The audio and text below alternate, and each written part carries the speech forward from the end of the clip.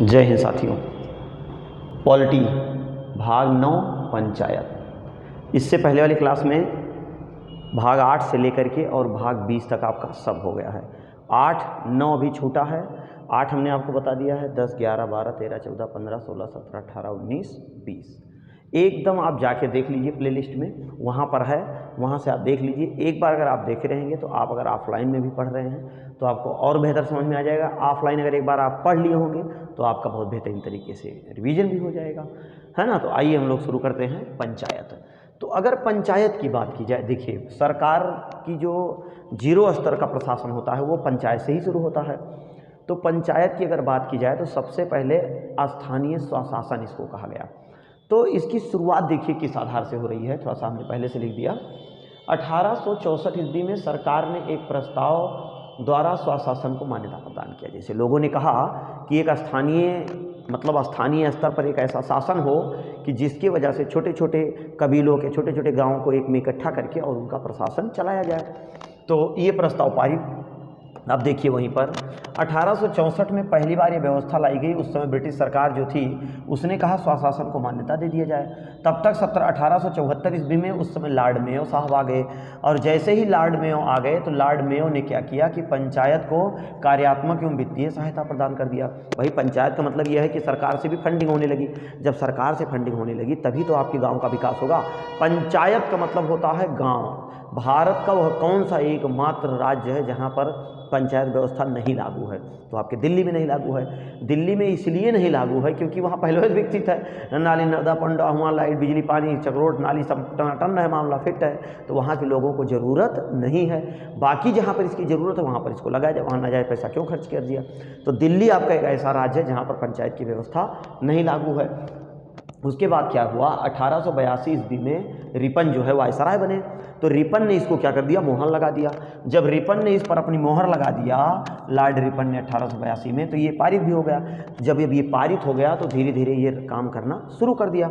और जब काम करना शुरू कर दिया तो भारत शासन अधिनियम 1935 में पूरी तरह से ये राज्य का विषय बन गया, सभी राज्यों का विषय बन गया। उसमें जो भी राज्य हमारे यहाँ हुआ करते थे सभी राज्यों का विषय बन गया। कौन? स्थानीय स्वशासन या पंचायत। इसमें क्या होगा कि राज्य सरकार जो है एक छोटी सी निधि निर्धारित करेगी और जितनी उस गांव का क्षेत्रफल, एरिया, जनसंख्या होगा, जितने लोगों को वहाँ जो जो चीज़ें की जरूरत होगी वो चीज़ें गांव ग्रामीण स्तर पर मुहैया कराई जाएगी, उनका प्रशासन संचालित किया जाएगा। वहीं पर आप देख रहे हैं कि सामुदायिक विकास कार्यक्रम, जिसको आप ब्लॉक कहते हो, आप जाते होंगे ब्लॉक पे, विकास खंड पे, तो वहाँ बोर्ड में लिखा रहता है सामुदायिक केंद्र। सामुदायिक केंद्र का मतलब एक ऐसा होता है कि जैसे कोई एक ऐसा ऑफिस बना दिया जाए, कह सकते हैं इसको ऑफिस, और इसका क्षेत्रफल इतने में निर्धारित कर दिया जाए। अब इतने बीच के क्षेत्रफल में जितने गांव आएंगे उनका सबका जो है हेड ऑफिस कहाँ होगा, यहाँ होगा। तो उसी को क्या कहा जाता है, सामुदायिक विकास कार्यक्रम। वहीं से ही क्रियान्वित हुआ। उस समय जो तत्काल प्रधानमंत्री हमारे भारत के कौन थे? पंडित जवाहरलाल नेहरू। पंडित जवाहरलाल नेहरू। पंडित जवाहरलाल नेहरू ने 2 अक्टूबर, गांधी जी का जन्म हुआ 2 अक्टूबर को, तो उसी पर इसको ये व्यवस्था बनाई गई। 2 अक्टूबर 1952 में उस समय जो है गांधी जी के जन्म के उपलक्ष्य में, उस समय हमारे भारत के तत्कालीन पीएम पंडित जवाहरलाल नेहरू थे। इन्होंने ही सामुदायिक विकास कार्यक्रम की व्यवस्था किया। लेकिन 1893 सॉरी ये गलती हो गया, जो है ये आपका जो है सही है, ये आपका नीचे थोड़ा सा गलत हो गया, ध्यान नहीं दिए। ये 1800, ये आपका 1953 होगा, 1953 होगा, 1800 नहीं होगा, 1952 और 1953, ठीक, 1953। आइए देखिए, तो अब यहाँ क्या हुआ कि सामुदायिक विकास का पहला स्थापित कार्यक्रम, उसका क्या नाम था, राष्ट्रीय प्रसार सेवा। तो राष्ट्रीय प्रसार सेवा की स्थापना कब हुई? 1953 में। लेकिन जो सामुदायिक स्तर पर था वो कब हुआ? 1952 में। फिर धीरे धीरे क्या हुआ कि ये उस तरीके से नहीं हो पाया, फिर ये विफल हो गया। जब ये विफल हो जाता है तो धीरे धीरे अगला जो चरण आता है तो उसमें जो है फिर अब अगला आता है, एक आते हैं बलवंत राय मेहता समिति। बलवंत राय मेहता ने एक समिति लेकर के आई 1957 ईस्वी में। किसने? बलवंत राय मेहता ने त्रिस्तरीय, त्रिस्तरीय कट तो नहीं रहा है भाई, देख लें थोड़ा सा ज़रा, अच्छा थोड़ा सा कट रहा है। तो त्रिस्तरीय की अगर बात की जाए, थोड़ा सा भाई अकेले हैं, सारा सब कुछ अकेले करना होता है। मेहता ने कौन सी व्यवस्था लाई? त्रिस्तरीय, त्रिस्तरीय व्यवस्था इन्होंने ले आए। कौन? बलवंत राय मेहता। ठीक, त्रिस्तरीय व्यवस्था। अब जब त्रिस्तरीय व्यवस्था आई तो इसी त्रिस्तरीय व्यवस्था के आधार पर ही पंचायतों का गठन किया गया और जो आज है वो चल भी रहा है। देखिए 1957 ईस्वी में किसने? बलवंत राय मेहता। देखिए कितना शब्द है? 3 शब्द है। तो 3 शब्द से ये पता चल रहा है कि त्रिस्तरीय, देखिए कितना बढ़िया जुगाड़ आपका लग गया। त्रिस्तरीय, त्रिस्तरीय पंचायत, त्रिस्तरीय पंचायत व्यवस्था कौन लाया? बलवंत राय मेहता। तो एक लिख देते हैं बलवंत राय मेहता। 3, देखिए 3 शब्द है तो 3 अक्षर जब आपका है तो त्रिस्तरीय, 3 अक्षर 3 स्तरीय, त्रिस्तर 3 अक्षरीय। तो 1957 ईस्वी में बलवंत राय मेहता ने त्रिस्तरीय पंचायत व्यवस्था लेकर के आई और यह त्रिस्तरीय पंचायत के अंतर्गत कौन कौन था, जरा इसको भी हम आपको दिखा देते हैं। एक ग्राम स्तर पर था, ग्राम पंचायत, ग्राम स्तर पर जो था उसको ग्राम पंचायत कहा गया। जो ब्लॉक स्तर पर था उसको पंचायत समिति कहा गया। पंचायत समिति कहा गया। जो ब्लॉक स्तर पर था, ब्लॉक मतलब विकास खंड, ब्लॉक स्तर पर। और ये आपका गांव स्तर पर था, गांव स्तर पर। और जो जिला स्तर पर था, जिला स्तर पर उसको क्या कहा गया? जिला परिषद, जिला परिषद, उसको जिला परिषद कहा गया। ठीक, देखिए 1957 में ये व्यवस्था लाई गई। तो जब 1957 में ये व्यवस्था लाई गई बलवंत राय मेहता समिति के द्वारा, त्रिस्तरीय पंचायत कहाँ कहाँ लागू हुआ? ग्राम स्तर पर, पंचायत समिति और जिला स्तर। इनका जो चुनाव होगा, इनका जो चुनाव होगा, ठीक, इनका निर्वाचन, इनका निर्वाचन, त्रिस्तरीय पंचायत का जो निर्वाचन होगा वो कौन कराएगा? राज्य निर्वाचन आयोग, राज्य निर्वाचन आयोग, राज्य निर्वाचन आयोग, स्टेट इलेक्शन कमीशन। और इसमें जो उम्र का निर्धारण किया जाएगा, उम्र 21 वर्ष, 21 वर्ष। जो इसमें मतदान की उम्र होगी, मतदान की उम्र वो 18 वर्ष, पहले ये भी 21 वर्ष था लेकिन अब इसको 18 वर्ष कर दिया गया है। मतदान की उम्र कितनी होगी? 18 वर्ष। ठीक, निर्वाचन कौन कराएगा? राज्य निर्वाचन आयोग। राज्य निर्वाचन आयोग जो कराएगा वो 2 प्रकार का चुनाव होगा। एक प्रत्यक्ष चुनाव होगा, एक प्रत्यक्ष चुनाव और दूसरा अप्रत्यक्ष चुनाव, अप्रत्यक्ष चुनाव। एक जो है प्रत्यक्ष चुनाव और एक अप्रत्यक्ष। तो जो प्रत्यक्ष चुनाव होगा वो सीधे किसके द्वारा चुना जाएगा? जनता के द्वारा चुना जाएगा। लेकिन जो अप्रत्यक्ष होगा, इनडायरेक्ट होगा, वो जनता द्वारा चुने गए प्रतिनिधियों के द्वारा चुना जाएगा। जैसे जनता ने बीडीसी को चुन लिया, बीडीसी ब्लॉक प्रमुख बना दिए। जनता ने जिला पंचायत सदस्य चुन लिया, कई सदस्य जिला पंचायत मिलके और जिला अध्यक्ष को बना दिए। तो ये हो गया अप्रत्यक्ष। तो ये जो है इसमें कौन जाएंगे? इसमें जनता के प्रतिनिधि होंगे, प्रतिनिधि होंगे। तो इस प्रकार आपने देख लिया कि 1864 में सबसे पहले सरकार ने इस प्रस्ताव को लेकर के आया पंचायत समिति को स्थानीय स्वशासन के नाम से। 1874 में इसको वित्तीय और कार्यान्वित कार्य करने के लिए वित्तीय सहायता प्राप्त हो गई। 82 में क्या हुआ? लॉर्ड रिपन ने इसको पारित भी कर दिया। 35 में क्या हुआ? पूर्णतः राज्य में इसको एक विषय बना दिया गया। सामुदायिक विकास कार्यक्रम का 1952 में हुआ। पंडित जवाहरलाल नेहरू उस समय थे, लेकिन राष्ट्रीय प्रसार सेवा 1953 से स्थापित की गई, जिसको सामुदायिक विकास का पहला स्थापित कार्यक्रम माना गया। उसके बाद त्रिस्तरीय पंचायत की बात की जाए तो 1957 में बलवंत राय मेहता त्रिस्तरीय पंचायत लेकर के आए। त्रिस्तरीय पंचायत व्यवस्था BRM, 3 अक्षर आ गया, BRM मतलब बलवंत राय मेहता। 3 स्तरीय ग्राम पंचायत हो गया, पंचायत समिति हो गया और जिला स्तर हो गया। देखिए अब ग्राम पंचायत की मतलब पंचायत स्तर पर बात की जाए तो यहाँ 3 प्रकार के चुनाव होते हैं। एक पंची का होता है जिसको लोग सदस्य कहते हैं, सदस्य कहते हैं, और एक प्रधान का चुनाव होता है, ये सीधे जनता द्वारा होता है, और एक BDC का चुनाव होता है, BDC का। और जो पंचायत समिति पर होता है तो एक भैया ब्लॉक प्रमुख का चुनाव होता है, एक ब्लॉक प्रमुख का चुनाव और एक जिला पंचायत सदस्य, जिला पंचायत सदस्य का चुनाव होता है। और जो जिला स्तर की बात की जाए तो भाई यहाँ जिलाध्यक्ष साहब होते हैं, जिलाध्यक्ष, ठीक, जिलाध्यक्ष होते हैं। तो इसको आप स्क्रीनशॉट ले लीजिएगा, उसके बाद तब आगे चलते हैं।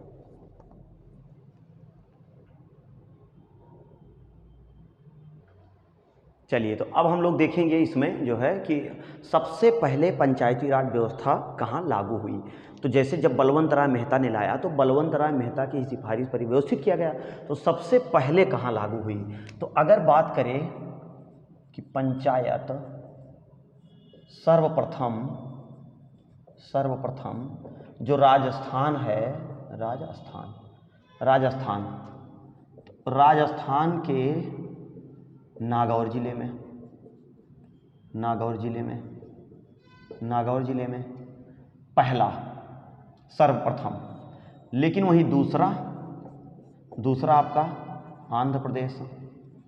तो आंध्र प्रदेश जो है, आंध्र प्रदेश का वह कौन सा जिला था,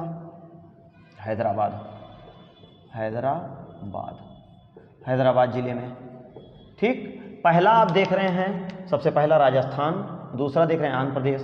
तो राजस्थान का वह कौन सा जिला था, नागौर, और यहाँ आंध्र प्रदेश का हैदराबाद। ये लागू कब हुआ, तो लागू जो ये हुआ, ये 2 अक्टूबर 1959 ईस्वी में, 1959 ईस्वी में, 2 अक्टूबर 1959 में। 1957 में व्यवस्था बनाई गई, 1957 में व्यवस्था बनाई गई और 1959 में सबसे पहले लागू हो गया। तो सबसे पहले कहाँ लागू हुआ, राजस्थान के नागौर में। उसके तुरंत बाद कब लागू हुआ, हैदराबाद जिले में, आंध्र प्रदेश के। वर्ष वही था आपका 1959, मतलब ये आपका 1959 ही है, 1959 ईस्वी में लागू हुआ। अब इसी के बाद क्या होता है, इसी के बाद 1977 ईस्वी में, 1977 ईस्वी में एक भाई साहब आते हैं जिनका नाम है अशोक मेहता। अब इनका नाम देखिए 2 अक्षर से मिलके बना है, कितने अक्षर से मिलके बना है, 2 अक्षर से मिलके, अशोक मेहता। तो जो अशोक मेहता कितने शब्दों से मिलकर बना है, तो 2 शब्दों से मिलकर बना है। तो अशोक मेहता भाई साहब जो थे, ये द्विस्तरीय लेकर के आए। कौन स्तरीय, द्विस्तरीय पंचायत। अब ये एक चीज गए कह दी है, द्विस्तरीय पंचायत व्यवस्था, द्विस्तरीय पंचायत व्यवस्था लाए। अब द्विस्तरीय पंचायत व्यवस्था में इन्होंने ब्लॉक स्तर को गायब कर दिया। इन्होंने कहा जो है ग्राम पंचायत होगा, केवल ग्राम पंचायत, और एक भैया होगा जिला परिषद। ये कहीं जो है कि ब्लॉक नहीं होगा। अब बताओ, गांव के आदमी शहर मुख्यालय जाए, है ना, अगर उसको खड़ंजा नाली बनवाना है या परिवार रजिस्टर में नकल बढ़वानी है, तब वो झोरा झंखाड़ी लेके अपन साइकिल लेके भैया शहर जाए। और शहर का जो मेन केंद्र बिंदु होता है, वहाँ से 30-30 किलोमीटर, 40-40 किलोमीटर की परिधि तक उस जिले का सीमा लगती है। अब 40 किलोमीटर में परिवार रजिस्टर में नकल बनवाओ के भैया, तो यहाँ तो आए। तो इसको व्यवस्थित नहीं किया गया, मतलब ये विफल हो गया। लेकिन इसको लाया किसने था, तो द्विस्तरीय की बात करेगा तो अशोक मेहता में कई शब्द है, 2 शब्द, इसलिए ये कौन सा स्तर बताया गया, द्विस्तरीय व्यवस्था। तो ये आपका विफल हो गया। इसके बाद जो आपका अगला आता है वो 1985 ईस्वी। 1985 ईस्वी में क्या हुआ, ये गिने रहे PVK, ऐसे लिख देते हैं,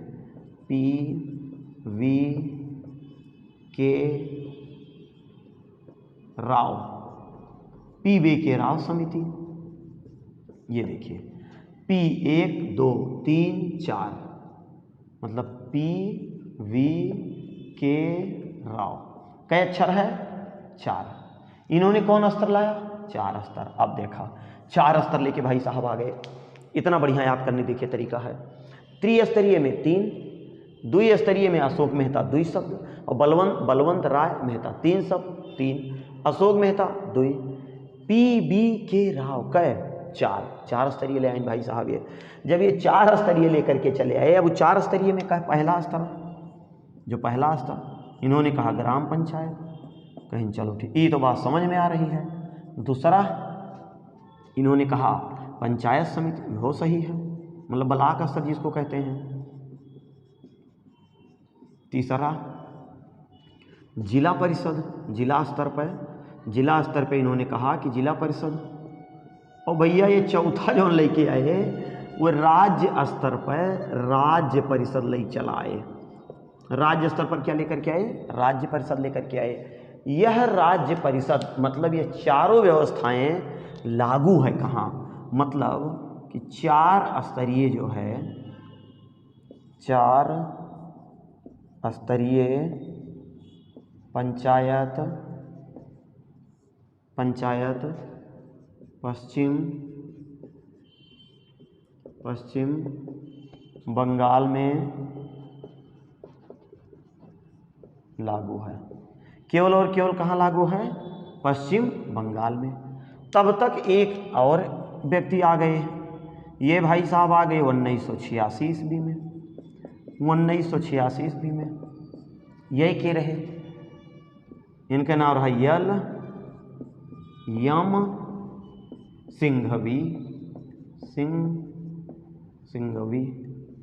यम सिंघवी आएंगे भैया। अब देखा यम सिंघवी साहब आए, ये क्या कहे? इन्होंने कहा जो है कि पंचायत को अब संवैधानिक दर्जा दे दिया जाए। कहीं हो सही बा भैया, क्योंकि इन लोगों को वित्तीय जरूरत है। तो इन्होंने क्या कहा? संवैधानिक दर्जा प्लस वित्तीय सहायता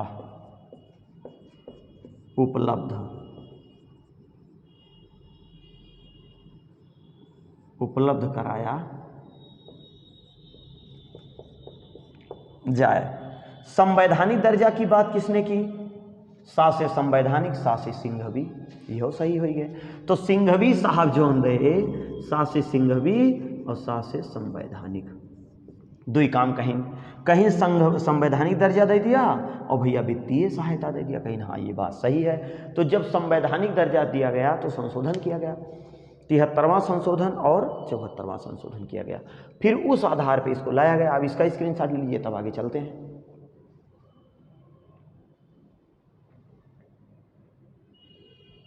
चलिए अब इसके आगे हम लोग देखते हैं। तो इसके आगे की अगर बात की जाए तो यहाँ तक तो हम लोग देख लिए। तो जब इन्होंने कहा कि भाई अब संवैधानिक दर्जा दिया जाए तो कहीं बहुत बढ़िया। तो देखिए ये 4 चीज़ हमने आपको बता दिया। सबसे पहले लागू राजस्थान के नागौर में, फिर हैदराबाद में, फिर धीरे धीरे असम में और भी नागालैंड में, महाराष्ट्र में, सारे राज्यों में फिर धीरे धीरे लागू शुरू हो गया। तो जब इन्होंने संवैधानिक दर्जा प्राप्त किया तो अब इसका अनुसूची में भी उल्लेख है। अनुसूची अब अनुसूची में कौन कौन है? एक 11वीं अनुसूची है और एक 12वीं अनुसूची। 11वीं अनुसूची में ग्राम पंचायत और 12वीं अनुसूची में नगर पंचायत। भाई नगर भी तो पंचायत के अंतर्गत आएगा, त्रिस्तरीय के अंतर्गत। अब ग्राम पंचायत में किस चीज़ की बात, कितनी विषय है? इसमें 29 विषय हैं। कितने विषय हैं इसमें? 29 विषय हैं। इसमें कितने विषय हैं? 18 विषय हैं। इसमें 29 विषय, इसमें 18 विषय। देखिए गांव का जो क्षेत्रफल होता है वो ज़्यादा बड़ा होता है। तो जब गांव का क्षेत्रफल ज़्यादा बड़ा होता है तो ज़्यादा बड़ा होने के कारण इन लोगों को ज़्यादा विषय भी चाहिए। जब इन लोगों का क्षेत्रफल भी ज़्यादा है और इनका एरिया भी ज़्यादा है तो इनके पास विषय भी ज़्यादा होने चाहिए।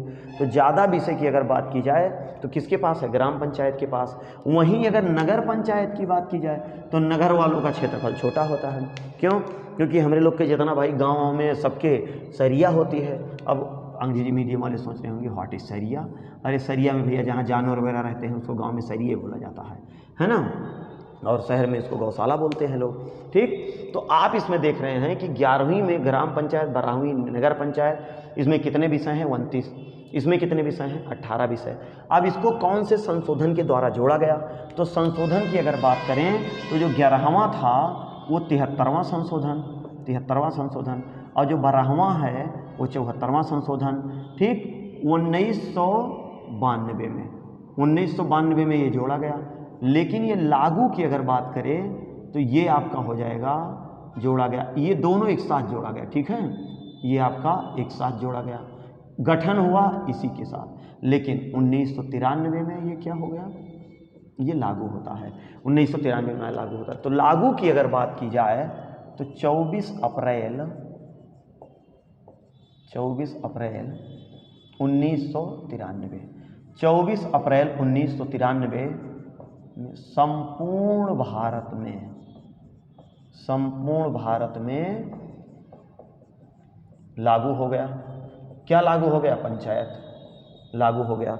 लेकिन अब यहीं पर बात ये बनती है कि दिल्ली को छोड़ करके दिल्ली में पंचायत नहीं है, क्योंकि वहाँ पहले से भैया विकास है, सब मकानों इसे टाइल्स लगे हुए हैं, सब रोड एकदम चमक रही, नाली नाला पंडा कुछ है ये नहीं है, सब मामला हुआ फिट है पहले से ही। तो अनुसूची की बात करेंगे तो 11वीं और 12वीं में बात आ जाएगी। लेकिन अगर यही आर्टिकल की बात करें, आर्टिकल में कहाँ उल्लेख है? तो संविधान के भाग 4 क्या है? राज्य का नीति, या डीपीएसपी लिख दें, direct principle state of policy, DPSP में इसका उल्लेख है। कितने आर्टिकल में इसका उल्लेख किया गया है? तो आर्टिकल 40 में क्या है? ग्राम पंचायत का गठन। ग्राम पंचायत का गठन किस आर्टिकल में है? 40 में है। किस अनुसूची के द्वारा जोड़ा गया? ग्राम पंचायत को 11वीं और 12वीं को नगर। गांव का क्षेत्रफल बड़ा होता है तो 29 विषय, नगर का होता है छोटा तो 18 विषय। एक 73 जोड़ा गया और एक 74 जोड़ा गया। लागू कब हुआ? 93 में। जोड़ा कब गया? कानून कब बना? 1992। कौन सा ऐसा राज्य जहाँ पर पंचायत व्यवस्था नहीं है? तो दिल्ली में पंचायत व्यवस्था नहीं है। तो इस प्रकार से आपने देख लिया जो है, इस तरीके से जो महत्वपूर्ण चीज़ें थी वो हमने आपको बता दिया। अब इसमें जो चुनाव वगैरह होते हैं वो किस किस आधार पर होते हैं, लेकिन उससे पहले आपको एक बार हम फिर से थोड़ा सा रिवीजन करा दें। देखिए, अगर सामुदायिक विकास कार्यक्रम, सामुदायिक विकास कार्यक्रम 1952 में, राष्ट्रीय सेवा 1953 में। अब वहीं पर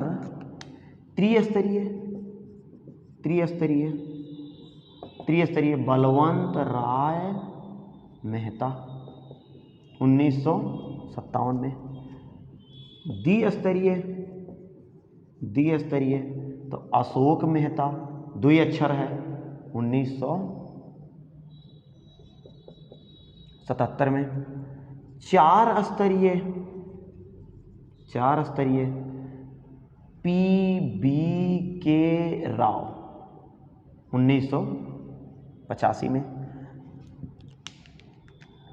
संवैधानिक दर्जा, आप देखा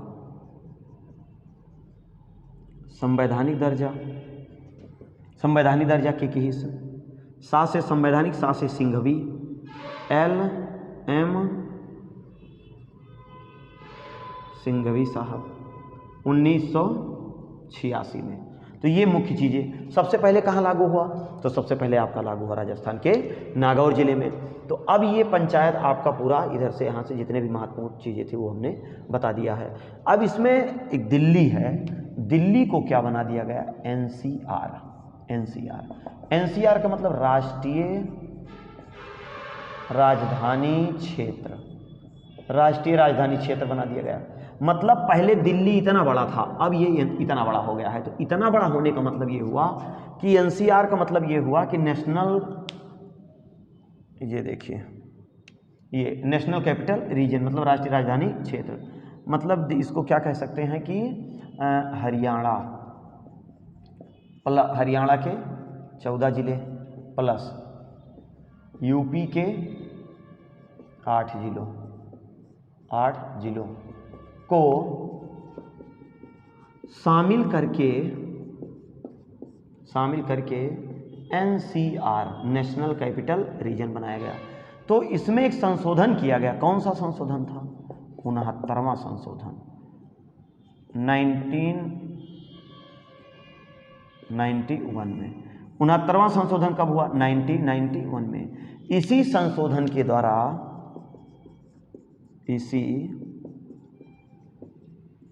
संशोधन के द्वारा, इसी संशोधन के द्वारा एनसीआर का दर्जा दिया गया।